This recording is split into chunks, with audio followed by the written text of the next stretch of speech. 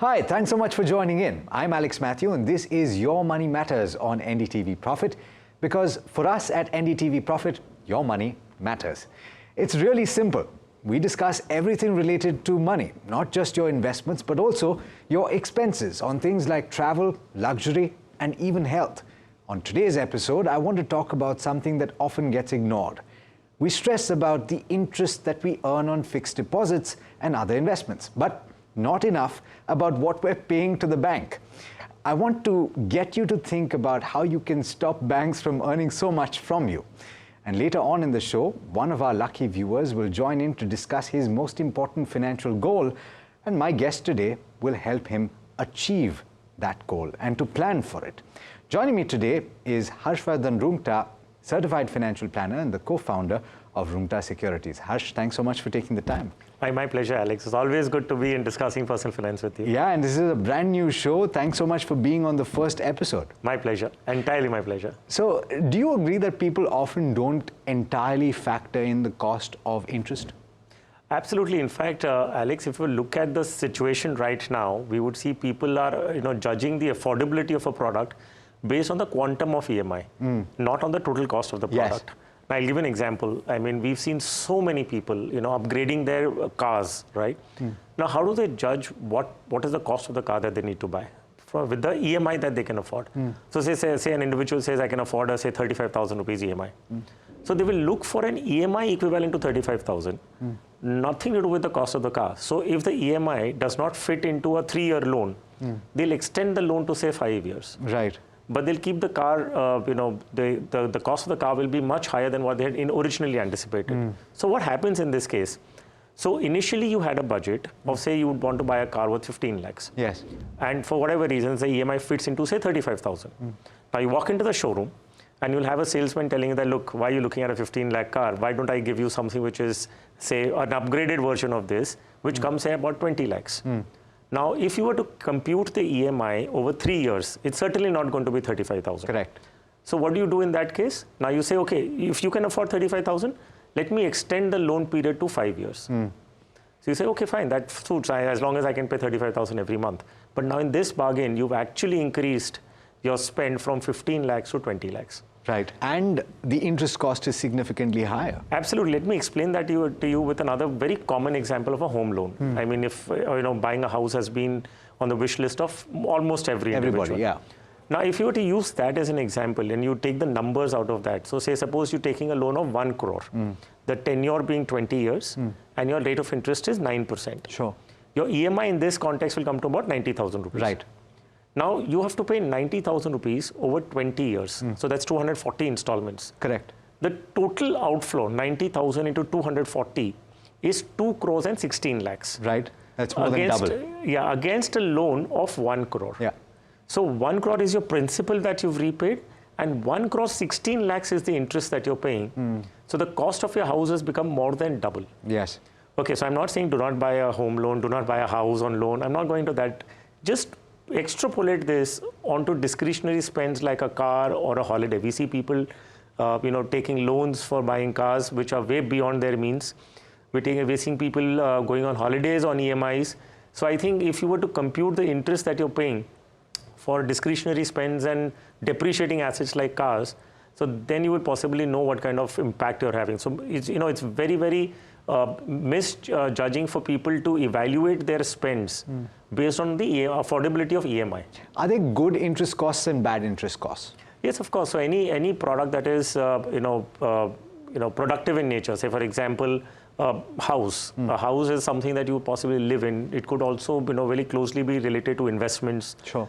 Over a period of time, you believe that at least you should be able to get your cost, if not profit. It's usually an appreciating asset. It's usually an appreciating asset. So, I mean, I wouldn't put, and house mainly, as I said, roti, kapra, makan. I mean, these are the things that, and if you're buying a house for investment purpose, then you have to evaluate it independently accordingly. But if you're buying a house for your own self, being an appreciating asset, if at all, I mean, I don't think that would be going into the unproductive area. Okay. However, going on a holiday on EMIs on a loan, I don't think I can even come to terms to accept it by any means. I mean, and that is what... Or clothes, for that matter. Yeah. You said roti kapda, I know. But No, but designer clothes, I mean, you don't buy designer clothes on EMIs and on loans, right? That is not... So roti kapda makan would essentially mean your basic living, by living standards. And I don't think you would have a problem covering yourself up with regular clothes, and you don't need no loans for that. Right. But given the culture that we are in right now, the concerns are that we are tending to spend more than what we can afford. The aspirational value of things that we want to own is much more than the practical side of the brain that works to say that, look, you're not supposed to do that. So I think that mismatch at one point in time will be very fatal. And that is when you get into a debt trap. That is when you get into those lifestyle traps that once you've upgraded your lifestyle, you cannot go down again. Like if you've started moving into an ultra luxury car, and then suddenly after the next round, you're going down to a regular sedan, I don't think that the society is going to like it. Got it. And you're going to be worried about that. So there are certain, and I often talk about thumb rules, I know, but I try to contextualize it and make it usable by everybody. And there are reasons why these thumb rules exist. There are thumb rules about what your EMI should be as a percentage of your overall income. Why does that exist? So see, it's basic rules and basic principles. If you're earning, say, 100 rupees, yeah, there are going to be certain expenses going to be required for your day-to-day living expenses. Like, I mean, you're going to have food, clothing, shelter, as I said. So essentially, if you notice, I mean, if you're in a good situation, if your income is beyond, and say about ₹1 lakh rupees per month, then your basic living expenses would be at least 50% of that. Sure. Okay, if you're earning only 15,000-20,000 rupees a month, then everything goes towards living expenses. And that would include rent and your food and all of that. Absolutely. So there is going to be one basic expense that you're going to incur based on every city that you live in. I mean, each city will have their different amounts. Yeah. But unless you're earning at least ₹1 lakh a month, I don't think you'll have surplus left, quite honestly. But in case you're earning more than 1 lakh, that is the time you get into those areas of loans and EMIs, because you believe that 50% of that would be your basic expenses. Sure. Even if you don't do anything fancy, in a city like Mumbai, I mean, I don't think you can survive with less than ₹1 lakh a month as an income in that context. Yeah, I mean, a lot of people do, but at the same time, they have to limit what they're spending on. Exactly. So 50% of your income would essentially be for your day-to-day living expenses. Yeah. Rest for your 50% that you have, that can be best allocated towards EMIs. Because if you're going to be allocating more than 50% of income towards EMIs, then what are you going to be left with for survival purposes? Okay. So in that context, ensure that your EMIs are never more than 50% of your take-home salary. And do you try and ensure that you don't take unproductive EMIs? Is that it? Because a lot of people say, for the purposes of your credit score, which is an argument that I've heard a lot, right? You take a loan to up your credit score for that moment when you need to take a big loan so that you get a good rate.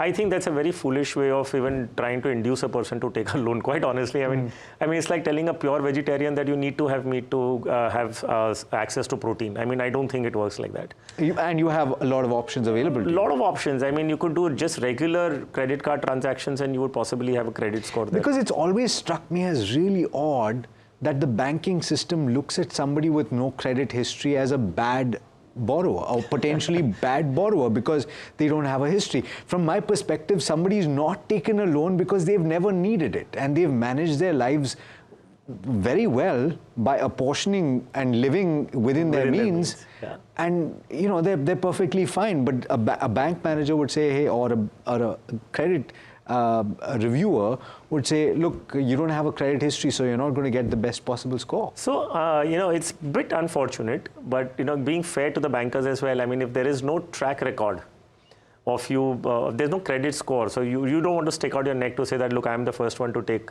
exposure to such a person. But like you said, in your example on the vegetarian versus non-vegetarian protein sources, ultimately you have cash flows, right?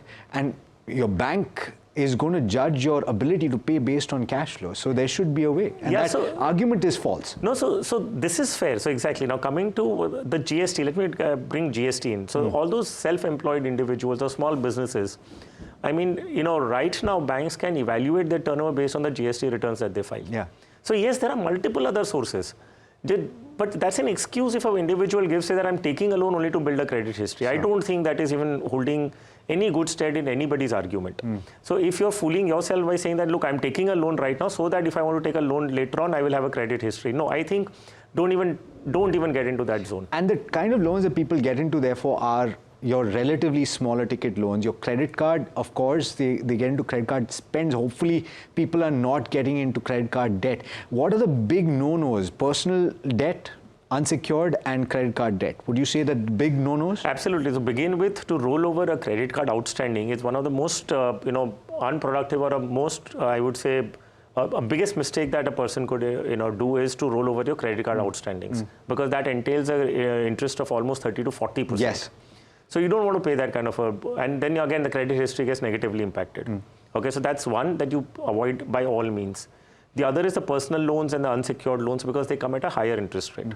Invariably, they would be in between 14 to 18% is what you're going to pay for an unsecured or a personal loan. The third, of course, as much as anybody would say that these are zero interest, buy now, pay later. Buy now, pay later. Those websites will entice you to say that you spend now, pay later, and these are zero interest rate. Nothing in life comes for free. Yeah. Okay, they're very smartly packaged offers to you that you don't realize that you're actually you're paying for it eventually. So these travel portals where you go in and you say that you go on a luxurious holiday, exotic holiday, and you just pay so much EMI. I think that's the problem that people are falling into. To say that, look, I'll go on a holiday now and pay it over 6 months out of my salary. I don't think, why don't you go for a holiday after 6 months? Yeah. I mean, accumulate it and save it up and spend, because holiday is certainly not a thing that you'd want to spend by taking a loan. I don't think that is even reasonably making any... Set up a travel fund. Travel fund, I mean, and travel is not something that you need to take a loan for. I mean, if you're falling into that zone, then there is something that you need to be careful about. You need some kind of guidance and consultation to come back out of this. Because if you're going to spend on a holiday out of loan, that means your other priorities that are there in life are not going to be taken care of. Okay, so we've discussed the quantum that your EMI should be, not more than in your income. We've discussed what type of loans you can consider taking. Let's also consider, if you have loans existing, how do you knock them off? And how do you dramatically reduce your interest cost? Obviously, by paying lump sums, but some people have also talked about paying one extra EMI every year. It's a simple concept. A lot of people diss it on social media. I've seen this as well. But it is a powerful concept when it works. Absolutely. So it's nothing, no rocket science. I mean, we as Indians have been, have grown up with these money habits. Yes. Quite honestly, even if you're a family of engineers, still your parents will be telling you to be prudent with your money. Yeah. So they will tell you that, don't spend XYZ amount. If you've taken a loan, try and repay. So that every time that a person gets an increment in the salary, why don't you ever consider increasing your EMI? Okay, so you fixed your EMI at the beginning of taking the loan. And that is for, say, probably 15, 20 years.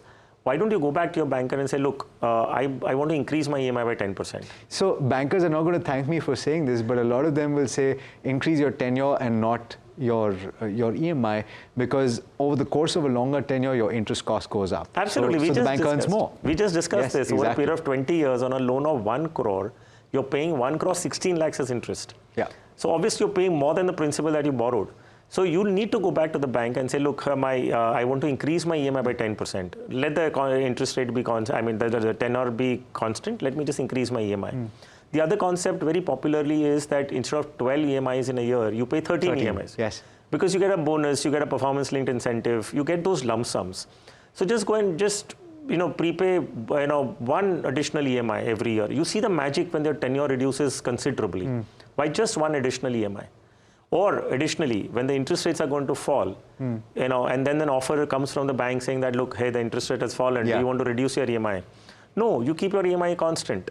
So automatically the tenure of the loan will come down. So you'll be able to repay that loan faster. The net interest burden on you will come down. Yeah. So of course you need to evaluate well within whether it's a productive loan or an unproductive loan, all those kind of things. The last thing I want to talk about is a lot of people are still on the marginal cost of funds lending rate, MCLR, which was used after the base rate regime, because it was felt at that time by the Reserve Bank of India that banks were not passing on the interest cuts and raises that they were doing, more raises than cuts, or more cuts than raises rather. And now it is the benchmark linked prime lending rate. And so therefore, a lot of people are being incentivized or being asked by their banks to switch over to the benchmark linked rate because it resets every month. Correct. How do you decide when you want to shift? Because MCLR does not reset very quickly. So RBI has been prudent on this context to whip the banks on this, to say that, look, you keep coming to us and saying the interest rates are high because of which XYZ, we're not able to lend and all those things. The moment RBI reduces interest rates, they'll be very, very notorious in passing it down to the... Very quickly. Yeah, they're very notorious in that. Let me put it without mincing words. I mean, they don't very, wholeheartedly pass it on to the... When they raise interest rates, they do very quickly, and when it's going down, they don't. They don't do that at all. Yeah. So it's on the borrower to be prudent enough to go back to the bank and also flash the credit score that you have, that, look, I've been honest and I've been paying everything well. Then why aren't you offering that benefit to me? Yes. Now, the two choices, the banks do not pass on entirely. The other is, then otherwise you have to move your loan to another borrower. You can shop for a loan. Yes, but there's a cost to that. So there's a processing fee. Then you have to evaluate whether that cost of moving the loan. It's usually a percentage of the remaining about principal. 0.25% odd. Plus there is a process to follow, right? There's there's going to be a whole lot of things to do. So it's not the most ideal situations to be in, right? Because there is a cost incurred. So then you have to get into the cost benefit analysis. That if I'm incurring that lump sum cost against the interest that I'm going to save over a residual period of time, is it worth it or not? So moving to anything that helps you save interest, okay, and if it's more efficient way of transmitting the reduction in interest rate to the end borrower, I think you should be prudent enough in doing that. So if you're asking your borrower to move from MCLR to the benchmark linked rate, yes, I mean, most certainly go ahead and ask your bank to do that for you. If there is a cost, sit back and evaluate whether that cost benefit analysis makes sense or not. If it does make sense, then please do that, because every interest that you're going to save is as good as money earned. Absolutely. Right, and over a long period of time, it's like compounding. So you're compounding a negative impact of high interest rate. So might as well have it reduced to as much as you can. Yeah, we often talk about compound interest and the compounding of your wealth over a period of time. Not very often do we talk about the compounding cost of interest. All right, so Harsh, hopefully we've given our viewers some perspective on how to manage their interest cost, because really we speak about compound interest and what you earn, but often you don't talk about what you incur, and that is also compounding, as Harsh has pointed out. Now, it's time for a special segment on this show, and I like to call it Money Monday. This is where we speak to one lucky viewer and we ask them what their foremost financial goal is. My guest today is Kamal Sharma. He's joining us from New Delhi. Kamal, thanks so much for joining me today. And what is the goal that you've selected? You shared with me that you want to retire in 10 years. You are 34 years old. Why do you want to retire so early? Okay, so thank you, Alex. So currently I'm 34, sir, and I want to retire at an age of 45. So by that time, so it's been 11 approximately years. Right. I want a corpus of 50 lakh for something to build. I have a property of mine in my hometown, right? And I want to invest some money wherein, so I heard of a lot of things about SWP. I wanted to know the entire concept of it.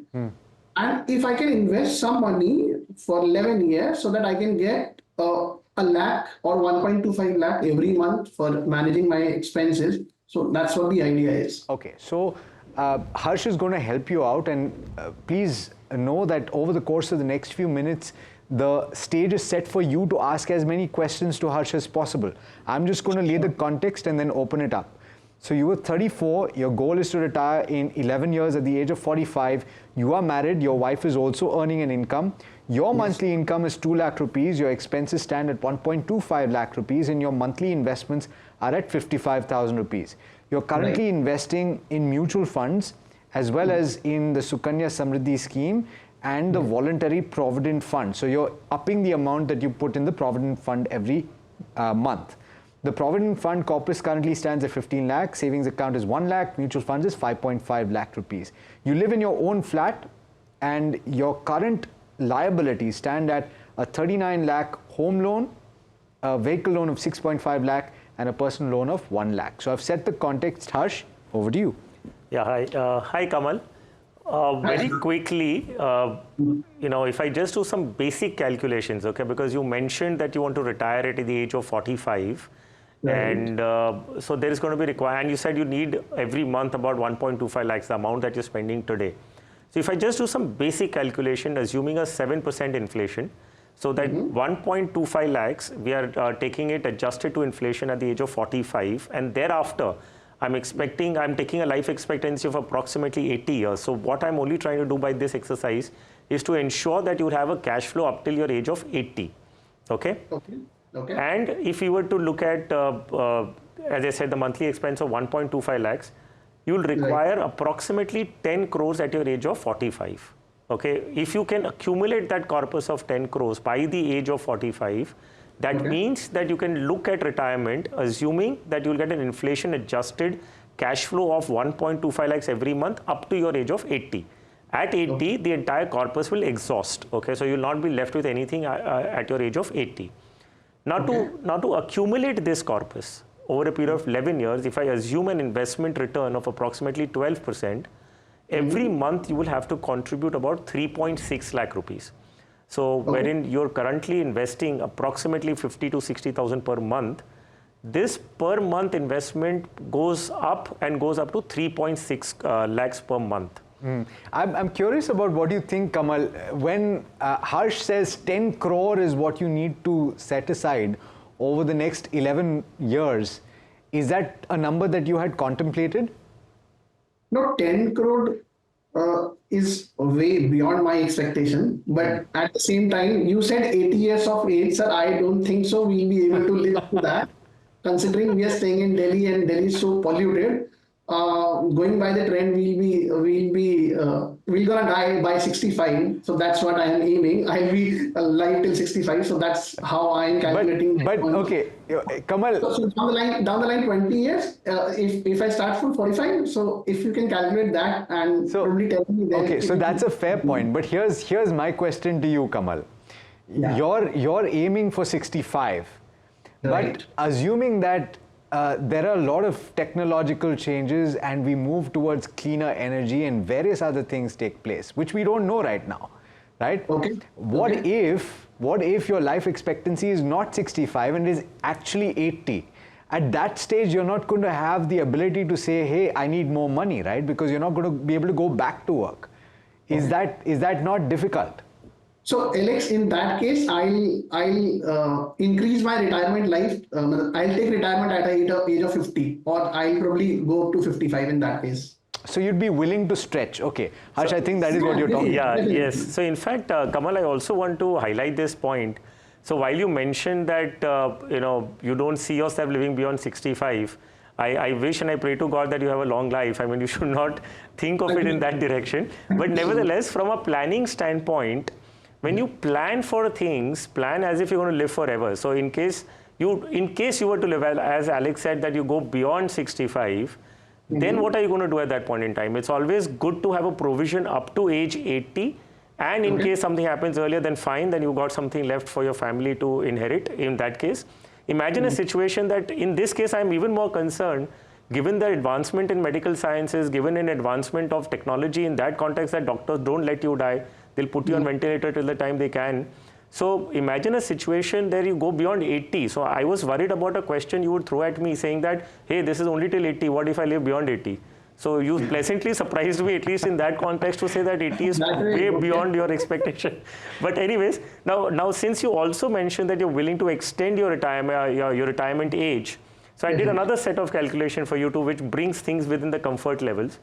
So if not 50, I'm going to be disappointing you to say that, look, why don't you just go the entire mile, you walk the entire mile, say 58 or 60. So if you were to retire at 60, then what the scenario looks like. Pardon me to, absolutely, dishearten you with this kind of extended work life. But in case you were going to work until 60, then the retirement corpus that you need at that point in time is not 10 crores, but it's going to go up to 17.5 crores. Okay, but don't be disheartened. Let me give you the good news now.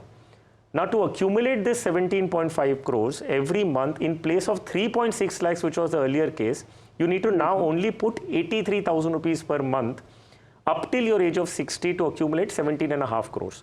So 83,000 rupees investing every month is still within reach, as I understand. If not immediately today, but going 1 or 2 years down the line as your income increases, make sure that you increase your SIPs. So that seems to be a much better equation for you at this juncture. Is that possible for you, Kamal?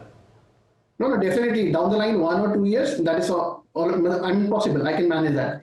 Fantastic. And of course, what Harsh has not spoken about is you have 2 lakhs of income. We've just on this show discussed how you can get rid of certain loans. If you can get some of your loans out of the way, and if you can increase the amount that you set aside, you can actually shrink the time that you need to work quite considerably, because you have a sizable income. If you increase the amount of that income that you set aside every month, I'm sure you can save a bigger corpus. But it's been a fascinating conversation. Thank you so much for that glimpse into your life, and hopefully this conversation has been beneficial to you. Definitely, Alex. Definitely. Thank you so much. Thank you so much. And thanks so much, Kamal, and thanks so much, Harsh, for joining us in the studio. And thank you for watching the first episode of Your Money Matters. Do stay tuned. This is NDTV Profit.